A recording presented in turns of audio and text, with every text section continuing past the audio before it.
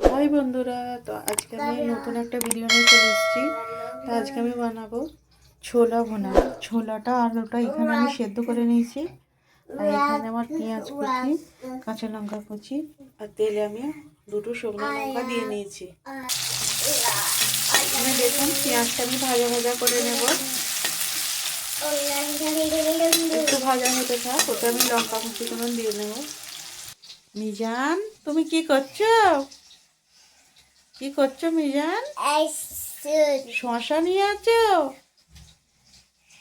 মিজান? আমার ছেলে ওখানে খেলা করছে। খেলা মানে বদমাইশি করছে। দেখুন এখানে ডাব্বার উপরে দাঁড়িয়ে আছে শশা নিয়ে।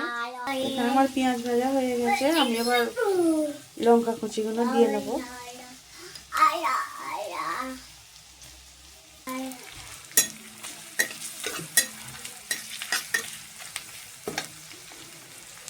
ডিম সেদ্ধ করে নিয়েছি।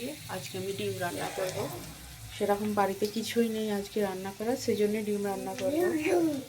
আর এখন ছোলা ভুনা করব রোজার জন্য, আমাদের সন্ধ্যাবেলা যে মুড়ি দিয়ে খায় সেই জন্য।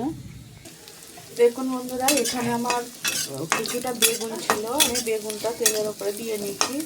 এটা হালকা ভাজা হতে থাক, তারপরে আমি ছোলাটা দেব। এতে সামান্য নুন দিয়ে দিই আর অল্প জিরে গুঁড়ো। দেখুন কান্না হচ্ছে। মিজান, তুমি কাঁদছো কেন? বদমাইশ। এখানে এটা হতে আর এদিকে ডিম সেদ্ধটা হচ্ছে।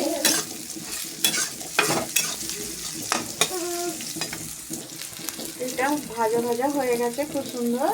এবার আমি ছোলা আলুটা দিয়ে নেব।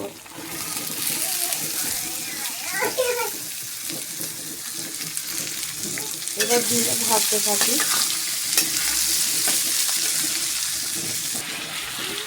এতে হালকা হলুদ দিয়ে নেব, নাহলে একদমই সাদা দেখাচ্ছে।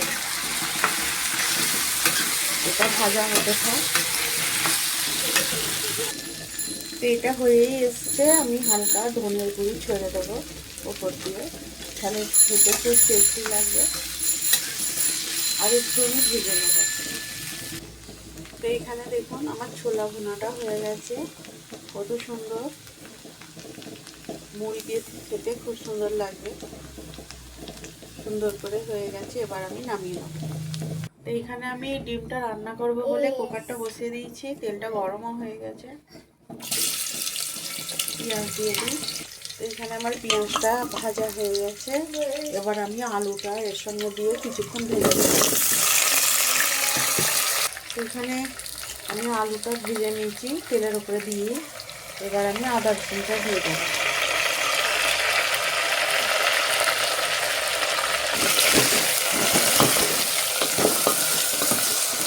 আমি সব মশলাগুলো দিয়ে নেব। নুন, হলুদ,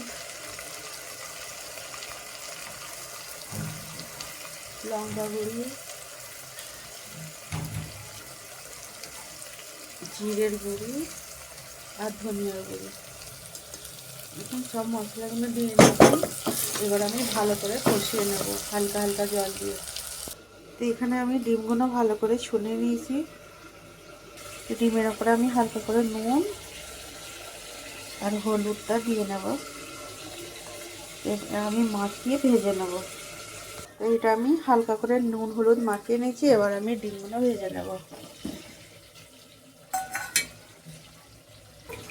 এখানে আমি 2 পিস টমেটো কুচিয়ে নিয়েছি। এই ডিমের তরকারিটা আমার অনেকক্ষণ ধরে কষানো হয়ে গেছে। দেখুন কত সুন্দর একটা কালার এসছে আর তেলও ছেড়ে দিয়েছে।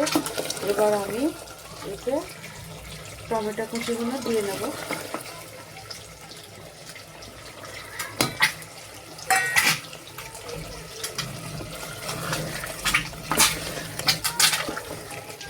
কিছুক্ষণ কষানো হতে থাক, আর এদিকে আমি ডিমটা ভাজা করতে নিচ্ছি।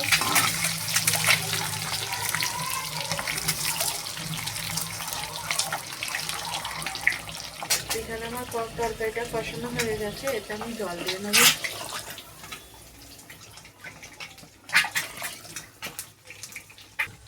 এখানে আমি জল দিয়ে নিয়েছি। এবার আমি ডিমগুলো তরকারিতে ঢেলে দিয়ে দেবো। এবার তরকারিটা হতে থাকতে তখন